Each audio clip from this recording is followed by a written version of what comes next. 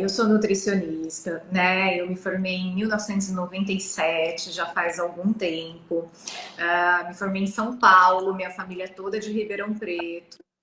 Aí eu tive toda a minha formação depois acadêmica no HC da USP lá em Ribeirão Preto e já fui me especializando e caminhando para essa área da nutrição materno-infantil.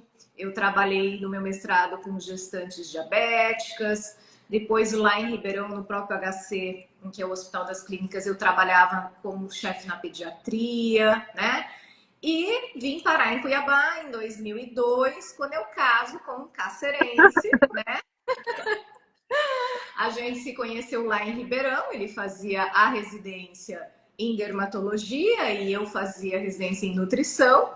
E a gente vem para cá. Chegando em Cuiabá, eu falo que a vida ela vai nos colocando nos lugares, né? Eu vim trabalhar montando um consultório num hospital de materno infantil e sendo contratada para trabalhar na UTI pediátrica do mesmo hospital. Sempre foi sua paixão, então, e a vida foi sempre te deixando nesse lugar, que era o que você gostava. Sim, sim. Sempre gostou, gosta. Sempre gostei. E aí, atualmente, né, a minha mais nova paixão, como eu já te contei um pouco antes, é esse estudo agora da nutrição relacionada às questões da fertilidade, né? O casal que pretende engravidar, a mulher nesse preparo. Então é isso. Hoje eu trabalho apenas com os tentantes. Tentante é uma palavra nova, né, Mariângela? Então, assim, quem está querendo engravidar, o casal tentante, né? E as gestantes e os bebês. Você sabe que a Lu me falou semana passada, vamos falar sobre os 1.100 primeiros dias.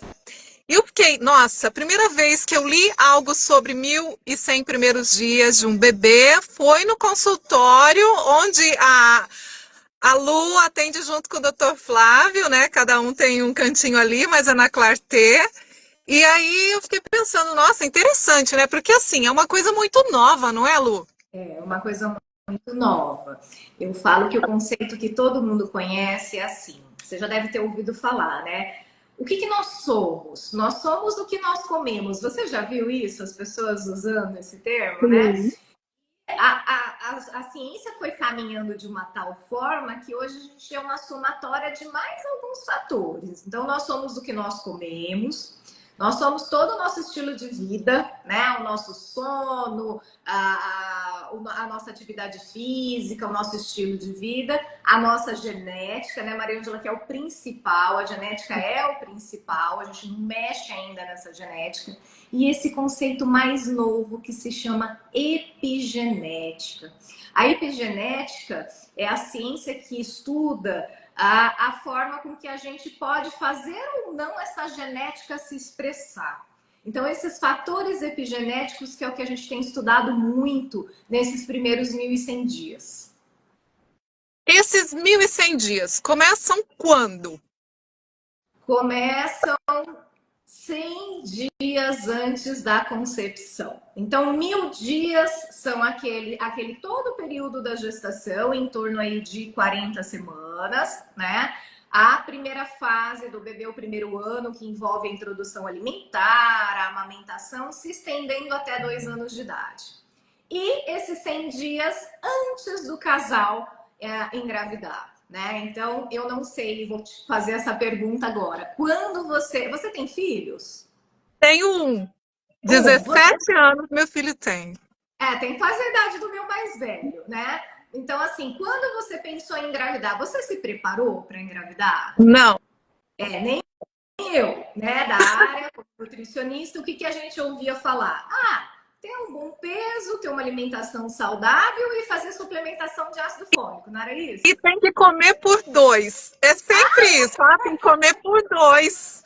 E aí, fica como? Engorda por dois também. Não, é um conceito que a gente já sabe que não tem que comer por dois, né? Que assim, a gestante ela tem um aumento de calorias lá no final da gestação, mas que não significa que tem que comer por dois, né? Então, assim, É. na nossa época não existia esse preparo. Então, vai muito mais do que uma boa alimentação e uma suplementação de ácido fólico, né? Então, a gente já sabe, Mariângela, que a qualidade do óvulo e dos espermatozoides pode ser modificada esses fatores epigenéticos através do nosso estilo de vida, da nossa alimentação, da nossa suplementação.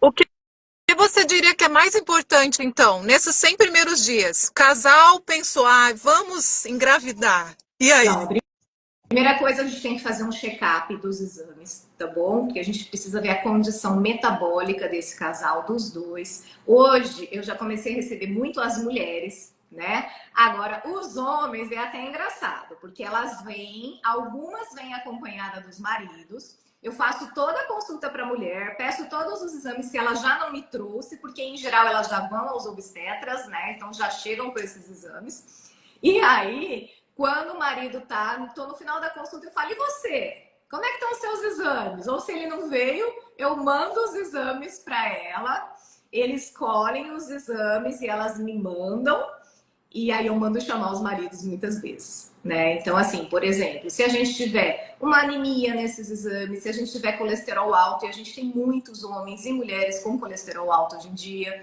é uma situação metabolicamente que não é boa, Até né? isso influencia? Se é um colesterol alto, Sim, influencia? sim, situações que vão causando inflamação no nosso corpo, né? Então, vitaminas, vitamina B12, reservas de ferro, a questão até do ácido fólico, né? Que é importante, hoje a gente suplementa com metilfolato. Então, primeiro isso. O que acontece é que os casais chegam aqui, Mariângela, assim, vamos começar a engravidar. Aí eu falo, não, eu preciso de 90 dias. E as mulheres hoje, elas estão engravidando mais tarde. Por quê? Porque primeiro elas querem fazer toda a questão profissional, né? A gente quer trabalhar, quer se colocar no mercado de trabalho. Então, as mulheres estão engravidando depois dos 35. E quando elas chegam aqui, elas querem engravidar amanhã, né? Não querem esperar os meus 90 dias. Então, o ideal é ter 90, 120 dias para a gente conseguir acertar essa condição metabólica. Estão perguntando do hipotireoidismo? Também, gente, é importantíssimo. Né? A gente já sabe que o TSH, que é esse hormônio que controla toda a tireoide, alterado no início da gestação, a gente tem relação até com malformações no bebê. Então, a gente precisa acertar tudo isso. Gente, isso que você está falando do começo. E aí, continua. Você falou do período aí de 90 dias, que você precisa identificar deficiência de ferro, o que está faltando, né? Se tem colesterol, Por exemplo, tudo. E aí? tem alguns exames, olha, PCR ultrassensível, homocisteína, que são exames que nos mostram uma condição inflamatória nesse corpo. Então, eu não posso ir para uma gravidez se esse homem e essa mulher estão inflamados, né? E aí você vai me perguntar, e o que é mais importante, a alimentação ou a suplementação? Os dois, né? Hoje em dia, a gente precisa ter uma condição de alimentação melhor e uma suplementação para nos ajudar também, né? Aí pronto, conseguimos, né? Esse casal tá com os exames todos ok, a suplementação está sendo feita, veio a gestação, né? Então aí a gente começa a acompanhar essa gestante, o primeiro trimestre, que é todo aquele trimestre de maior cuidado, né? A gente precisa prestar atenção em alguns nutrientes específicos. Tem muitas mulheres que enjoam muito. Você enjoou na sua? Eu enjoei. Eu não consegui entrar numa padaria que eu frequentava diariamente. Aí nós tivemos que mudar de padaria. Eu não conseguia sentir cheiro de determinados perfumes. O perfume que eu usava eu tive que parar. Eu fiquei um tempo sem usar perfume, na verdade. Eu fiquei enjoada de cheiros, né? Tive vontade de comer limão com sal, de chupar limão. Foi uma loucura. Então, eu também enjoei muito. Eu falo que enjoei nas duas gestações, porque falam que uma gestação diferente da outra. Para mim, esse raciocínio não funcionou, né? Eu ficava muito mal, eu não conseguia comer, né? Então, assim, a gente tem alguns truques para tentar ajudar, não vai melhorar 100%, mas o limão ajuda, a gente tem uma preferência pelo azedo, isso traz um alívio, né? Não foi Sim, você, né? Isso sim. a maioria das grávidas. Então, assim, água com gás também ajuda, traz um alívio, né? Chupar gelo. Então, a gente tem algumas orientações, algumas dicas para tentar ajudar nesse primeiro trimestre, né? Eu lembro Eu lembro que eu tomei bastante ácido fólico logo nos primeiros meses, né? E aí tem a Isa perguntando: o homem toma vitamina antes também, como ácido fólico? A gente vai medir pelos exames dele, né? Então, se tiver uma deficiência, a gente pode fazer. Os homens têm alguns nutrientes que são importantes tanto quanto o ácido fólico. A gente usa coenzima Q10, mas assim, não é sair prescrever, copiando as receitas de internet, que eu tenho visto isso. E Mariângela, as gestantes chegam aqui, nas gestantes não, as tentantes. Elas já olharam na internet e elas já estão tomando todos os suplementos que elas leram que seria bom, né? Sem uma orientação médica, Só que nutricionista. cada corpo é um corpo, né? Cada um é individual, então tem que ser individualizado. Sim, a gente tem polivitamínicos prontos já para o casal tentante, né? Então, ao invés de sair copiando receita de internet, seria menos mal a gente comprar algum polivitamínico pronto. Mas, em geral, é a individualidade. Então, a gente vai analisar os exames de cada um desses homens e dessas mulheres e ver qual que é o suplemento mais adequado para cada um deles. Eu vou deixar você continuar aí na cronologia, né? De agora você está nos primeiros trimestres que você falou? E qual que é o próximo passo? No primeiro trimestre, lembrando que a gente não se preocupa com ganho de peso da gestante ainda nesse primeiro trimestre, né? Ela tem que comer o mesmo de caloria do que uma mulher não grávida, como eu e você, por exemplo, tá? O segundo trimestre, a gente fala que é o trimestre do namoro, né? Tá tudo bem, a gente tá bem disposta, né? Tudo funciona muito bem. Com 20 semanas, esse bebê começa a mexer. A gente já sabe o sexo. Hoje em dia a gente sabe sexo até desde a partir de 8 semanas, né? Para quem faz sexagem já dá para saber. Mas já ficou um pouco mais concreto para mulheres nesse segundo trimestre a questão da maternidade. A gente brinca que a mulher ela vai se tornando mãe durante todo esse período, né? E o homem vai cair a ficha a hora que ele vê o bebê ali fora do ventre, né? Mas a mulher não, Sim. a mulher já sentindo tudo isso durante todo esse período. E o último trimestre, que eu falo que é um dos trimestres mais importantes, pelo menos assim da minha parte, da parte nutricional, é quando eu consigo fazer com que esse bebê ganhe peso, né? É a fase que a gente precisa trabalhar e algumas mulheres prevenir. E prevenir a gente vem prevenindo desde antes, mas que aparece o diabetes gestacional. Você teve diabetes gestacional? Eu tive a minha avó materna, ela teve, ela teve numa das gestações, aí seguiu, né? Enfim. Muito ruim, muito triste, né? Ter diabetes gestacional. A gente tem que fazer um controle, né, da alimentação, mas também não é nada, assim, é bem possível, né? É só um controle extra. Então, assim, é um período que demanda muito dessa parte nutricional. É o ganho de peso do bebê, é garantir que esse bebê nasça bem, que ele cresça o que ele precisa, o potencial genético que ele tem, né? E que essa mulher consiga e até o final. A gente sabe, por exemplo, as mulheres anêmicas, elas têm chance de ter um trabalho de parto prematuro. Então, olha como a nutrição é importante, né? Em tudo que a gente foi falando aqui, né? Até agora, né? E eu pensei que... pode finalizar. É que eu já estou pensando em outras lives aqui. Diabetes gestacional já dá uma live. Bom, mas vamos... e aí o bebê nasce, né? Hoje em dia... Até a gestação, a gente tem muitas gestações de gemelares por conta das fertilizações in vitro, como a gente já falou, né? Mariângela, os números de infertilidade estão aumentando demais no mundo todo, não só no nosso país, né? E a obesidade é uma dessas causas de infertilidade.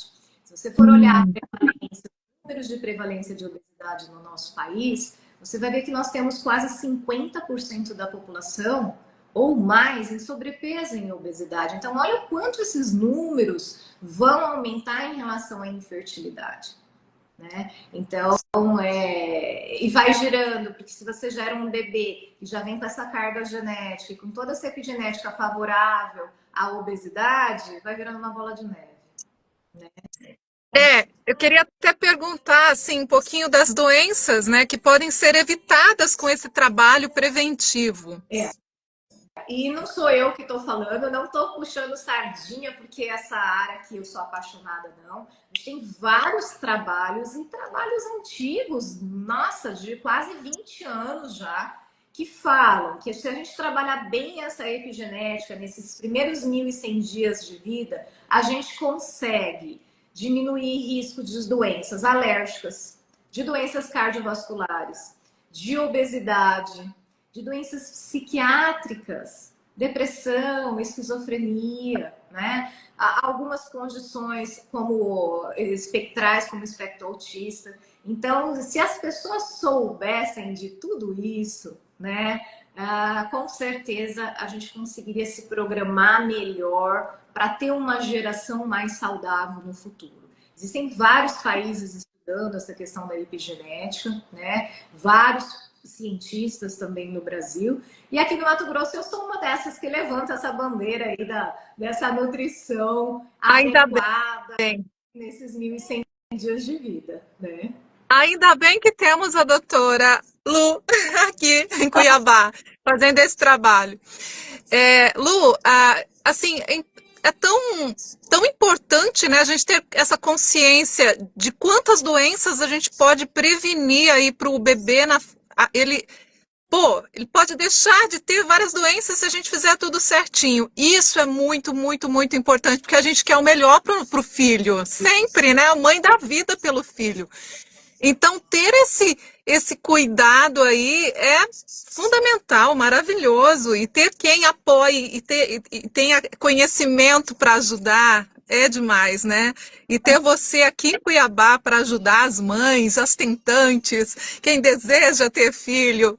Bom, mas continua. Você falou aí desse cuidado até o nascimento, né? Eu só queria fazer um adendo, porque deve ter gente que está me escutando e poxa, eu já não me preparei para engravidar, né? Eu já estou grávida, e agora? O que eu posso fazer? Então, como a gente está falando de epigenética, a epigenética ela pode ser mudada em qualquer momento da vida. Então, se eu engravidei acima do peso, mas se eu tiver uma gestação tranquila, ou se eu amamentar depois do meu bebê, isso já é um fator de proteção contra aquele fator que é mais negativo no início. Então a gente consegue ir modificando isso. Você sabia que a amamentação protege em até 25% 4 meses de amamentação contra a obesidade? É um Eu não sabia. Isso é só uma das coisas, né, que a amamentação faz. Não, porque eu tô falando de genética, porque Sim. é o alimento ouro que existe, não existe igual, é o leite materno, né? Então, pode falar. Então a pessoa, já teve o filho, mas quer saber como correr atrás do prejuízo. Dá para fazer alguma coisa, né? A amamentação é uma fase extremamente importante. Muitos nutrientes esse bebê ainda vai receber através do leite materno. Olha que coisa interessante. A partir de 20 semanas de gestação, o líquido amniótico já vai tendo sabor de tudo aquilo que a mãe come. E nós já vamos formando o paladar desse bebê dentro da barriga. Agora eu estou entendendo porque você é tão apaixonada nesse assunto. Porque realmente é maravilhoso. Isso continua através da amamentação. O leite materno, ele tem um sabor diferente todos os dias. Então, se a mãe come alguma coisa mais adocicada, a gente vai ter um leite materno mais adocicado, uma alimentação com mais azedos, com mais limão, esse leite vai estar com esse saborzinho. Então, a gente vai já ensinando esses diferentes sabores para o bebê, o que facilita a introdução alimentar. Porque ele já teve contato com a maioria dos sabores quando a gente vai expô-lo uma primeira vez a um alimento, né? Aí uma mãe que come só fast food vai querer dar alimento saudável para o bebê, ele não vai querer, não sei porquê, né, doutora? Eu brinco que o exemplo é o principal, não adianta ter a melhor orientação nutricional do mundo, né? Se a família come totalmente diferente daquilo que seria o adequado. Essa criança, ela vai crescendo, esse bebê, eles são muito espertos. Eles vão crescendo e eles vão querer imitar o comportamento de pai e de mãe. Os 1.000 dias, eles compreendem até os 2 anos, né, dessa criança. É a amamentação até 2 anos ou mais? Qual é o que você prega? Hoje, para a Organização Mundial de Saúde, pelo menos até os 2 anos, mas quem quiser continuar amamentando, hoje é livre essa orientação dos órgãos científicos. Eu acho que a gente tem que avaliar cada caso, né? Tem muitas mulheres que, quando voltam a trabalhar, a gente já tem uma dificuldade maior, não que seja um empecilho, porque hoje em dia a gente tem as bombas de tirar leite, a gente consegue fazer estoque de leite materno. Eu fui uma dessas mães. Como eu era autônoma, não tive licença maternidade, com 30, 40 dias eu estava no consultório e à noite o bebê dormia, a mãe ficava com a ajuda do marido tirando leite para deixar para o bebê, né? E ralando, né? Então não tem desculpa, né? Tem que ter vontade de fazer o que é certo, né? Sim. Tenho muitas profissionais liberais, por exemplo, eu tenho uma arquiteta aqui no consultório que a bebê dela agora está fazendo 1 ano e pouquinho, 1 ano e meio, que a bebê não mamava no peito, não conseguia pegar o peito dela, mas ela conseguia tirar o leite e dava esse leite na mamadeira até 1 ano e meio. E a neném só mamava leite materno na mamadeira. Arrepiei, ó. Arrepiei, porque a gente vê tanta mãe que consegue amamentar e para. Não sei por quê, dá tão pouco peito, né? Eu arrepiei com esse caso aí É. dessa mulher. Maravilha, parabéns para ela. 1 ano e pouquinho o leite dela estava diminuindo. Eu falei, nossa, mas olha onde nós já chegamos. Porque eu falo que nasce uma mãe, Mariângela, nasce a culpa, né? Não sei se É. você já ouviu falar nisso, mas a gente está sempre culpada por tantas coisas. Eu falo, não, gente, né? A gente está sempre tentando acertar. Se a gente erra, é procurando o acerto, né? Então, é isso. Esse primeiro ano de vida do bebê é extremamente importante. É a criação da janela imunológica. A gente já sabe que expor o bebê na introdução alimentar a partir dos 6 meses a esses alimentos que são alergênicos, então leite, o ovo, os peixes, o glúten, né, até as castanhas, a gente diminui o risco de alergia. Antigamente, eu acho que você deve ter pego isso porque eu peguei. A gente só colocava ovo, peixe depois de 1 ano, porque a gente achava que alimento alergênico tinha que introduzir depois de 1 ano. Mas hoje a gente sabe exatamente o contrário, que você tem que expor o bebê a partir dessa janela imunológica de 6 meses a 1 ano, porque a gente consegue prevenir as alergias. Sabia disso? Não, é uma informação nova. Eu não me recordo, né, do que eu fiz exatamente. Eu me recordo que eu comecei inserindo frutas lentamente e tal. Mas, assim, sobre ovos e coisas alergênicas, eu não tinha noção. Olha aí, uma informação nova que você está falando. Então, e é muito importante também, porque hoje a gente tem uma vacina, 9 meses, que é uma vacina extremamente importante, que é a da febre amarela, e que é uma vacina que ela é veiculada na clara do ovo. Então, se eu tiver um bebê alérgico que não teve contato com o ovo e eu não sei disso, eu posso ter reações muito graves na vacina. Então, todo bebê deveria ter a introdução do ovo antes dos 9 meses, exatamente para a gente ter uma tranquilidade para fazer essa vacina aos 9 meses. Agora eu tenho uma pergunta, assim, que me veio. E aquela mãe que é intolerante ao glúten, de repente a lactose ou caseína, né? Alguma coisa do leite. O filho, como é que vai? Ele pode nascer intolerante também? Ou Não, são coisas diferentes. Tá? A gente pode diferente? fazer só sobre isso. Só, mais uma live já agendada.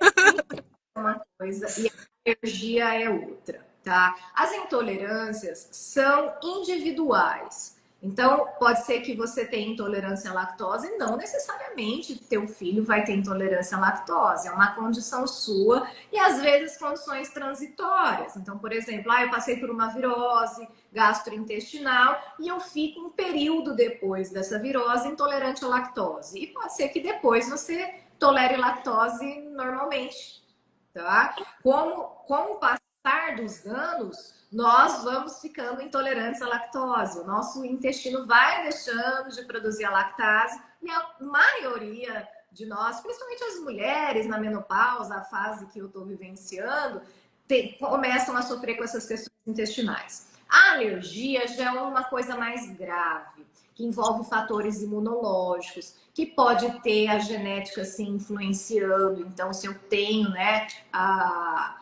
um familiar, um irmão que teve alergia à proteína do leite de vaca, a mãe, a chance desse bebê ela é maior. A intolerância, você consegue tolerar pequenas quantidades. Na alergia, você não pode tolerar nada. A gente não tolera nada. A gente tem bebês, Mariângela, que são alérgicos à proteína do leite de vaca através do leite que eles recebem do leite materno da mãe. Então, a mãe come leite, queijo, derivados normalmente, para ela aquilo é muito tranquilo, mas ele recebe essa proteína através do leite materno e ele vai desenvolver, ele vai manifestar essa alergia à proteína do leite de vaca.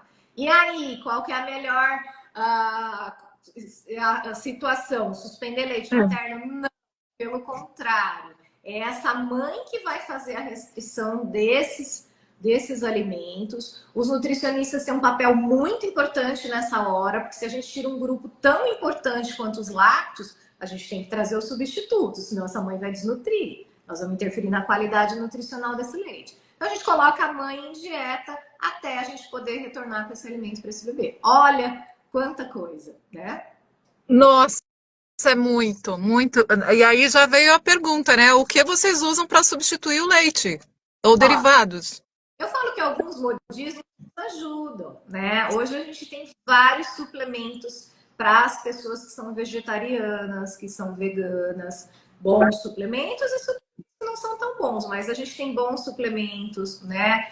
Então a gente vai acabar usando suplementos à base de proteína de ervilha, às vezes proteína de arroz. A gente pode usar queijos veganos, que são queijos à base de castanhas, né? Então aí vem toda uma orientação, receitas, tem muitos chefes, muitos gastrônomos estudando só receitas sem leite, sem ovo, para ajudar esse público, porque as alergias alimentares hoje estão aumentando muito, né? Então a gente tem que a epigenética está relacionada a isso, então a gente tem várias coisas novas para o tratamento.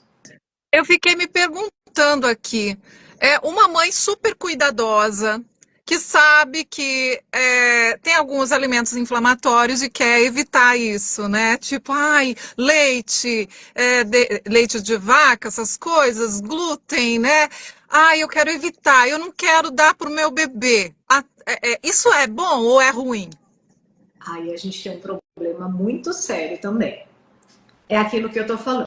Um alimento, ele pode ser inflamatório para mim e não ser para você. Então, por exemplo, leite, derivados do leite ou glúten podem inflamar, mas se você come não tem sintoma nenhum. Então, para que nós vamos tirar da tua alimentação se você não tem sintoma com eles, né? Então, esse raciocínio que fazem mal acabam implicando que muitas mães, muitas famílias não querem, por exemplo, no caso do glúten, expor o bebê ao glúten. E a gente já sabe que a introdução do glúten depois dos 7 meses aumenta, por exemplo, a chance desse bebê ter doença celíaca. Então, tudo tem o tempo certo. Eu expondo esse bebê às proteínas alergênicas diversas, tanto na alimentação da gestante quanto da mãe que está amamentando, eu estou protegendo este bebê. Então, quanto mais eu tiro, pior fica. Então, eu vou tirar de quem realmente precisa. Gente, é incrível, porque uma vez eu estava conversando com um médico sobre essas coisinhas, assim, e ele me falou, é bom deixar algumas coisas, que o corpo tem que criar anticorpos, é igual aquela história, deixa a criança na terra, ela precisa criar anticorpos, não é? É mais ou menos esse raciocínio. Então, aquela história de não expor, pelo contrário, né? Vamos expor. A gente está falando de um bebê que não tem nenhuma condição, que não tem alergia. O bebê alérgico aí é totalmente diferente a conduta, né? Mas a gente tem que expor até esse sistema imunológico pegar no tranco, né? Ele funcionar. Você lembrou a tal da proteína S, né? Que é a sujeira, né? Sujeira! Uhum. Que é ótimo, lembra que, bom, pelo menos eu que fui criada no interior, eu brincava na água da chuva, sem problema, aquela coisa toda, né? Pisava na terra o tempo inteiro e Eu era chegava em casa suja, completamente suja, sujeira, vitamina S. super moleca. Minha mãe me vestia de vestidinho de laço e eu ia rolar no gramado, terminava a festa cheia de terra, andava de chão. Então, a gente não tem isso, as crianças são criadas em apartamento, a gente tem até escolas que não tem um gramado, que não tem um parquinho de areia, é grama sintética, né? Ei, agora, em relação à vitamina D, tem alguma influência desde a gestação? A baixa, a carência de vitamina D? Que a gente está falando de exposição, né? Exposição ao sol também. Desde a pré-concepção, Maria Ângela. A vitamina D, hoje a gente fala que não é só uma vitamina, ela é considerada um hormônio relacionado a muitas coisas, prevenção de várias doenças, como diabetes, por exemplo, né? Nossa, e níveis assim que a gente considera até que os níveis têm tá um pouco mais alto aí do que os 30 que são considerados aí pela medicina mais tradicional, né? A gente precisa tomar bastante cuidado com a vitamina D, porque o excesso dela também é muito ruim. Então a gente tem que caminhar observando essa paciente. Mas toda gestante vai precisar de suplementação de vitamina D. O que muda é a quantidade. Porque ao longo da gestação o nível vai caindo. Então a gente tem que prevenir que ele caia. Mas, gente, até isso! É muita informação, muitos detalhes. Nossa, tem que ter um acompanhamento bem legal, né? Então, assim, aquela ideia de que nutricionista é só para emagrecer, ela já ficou lá atrás, né? Nutricionista é sinônimo de dieta, não, né? Porque olha que tanto de coisa a gente está trabalhando com prevenção e prevenção de doenças para uma geração toda. E outra coisa, Maria Ângela, não é só na próxima geração que a gente interfere com essa epigenética, não. Até 2 gerações. Então, a sua alimentação Uau. nessa fase vai, do seu filho recebeu, vai interferir nos filhos dele, nos netos, em algumas situações até nos bisnetos. Transgeracional. Então, é a herança, gente. Olha a herança que a gente pode deixar para as crianças, para as gerações futuras. Qual é a herança que nós estamos deixando para os nossos filhos hoje? Com o mundo regrado, a fast food, a comida pronta, né? As refeições feitas na frente de tela, de televisão, as crianças poupadas muitas vezes de exercício físico, né? Então, olha só, né? Quanta coisa. Muito interessante. Bom, tenho pouco tempo, né? A gente já estava conversando há quase meia hora. Vamos. Tem mais alguma coisa que você quer colocar nessa live? Eu acho que é só para deixar o gostinho para todo mundo, né? Do que seria esses 1.100 dias de vida que são importantíssimos para nós todos, né? Então, cuidar da alimentação desse casal que está querendo engravidar, dessa mulher que está gerando uma nova vida na amamentação, a introdução alimentar importantíssima, se estendendo aí até o 2º ano de vida, que a gente tem uma formação das membranas cerebrais, Maria Ângela, muito grande nesse período, né? E a maioria das pessoas também já ouviu falar que o ômega é um suplemento que ajuda na inteligência da criança, que ajuda a melhorar a vida. Então, isso é verdade. E esse bebê também recebe através da dieta da mãe, através do aleitamento materno. Olha só, quanta coisa. Nós vamos falar mais, vamos fazer outras lives. Vamos! Só aqui já saiu várias ideias, né? A gente já falou da diabetes gestacional, da colesterol alto, alergia. Então dá para fazer vários aqui e quem quiser pode mandar também sugestões, né? E aí a gente volta a conversar em outra oportunidade, outro dia, mais uma live com você. Sim. Pode ser, Lu? Com certeza, com certeza. Perfeito, muito obrigada e um ótimo Dia dos Namorados para você e para o Flávio. Nada, eu que agradeço a participação aqui, poder falar para todo mundo sobre esse assunto que eu sou apaixonada. Tá bom? Um beijo, obrigada, Lu, e até a próxima. Até. Tchau, tchau.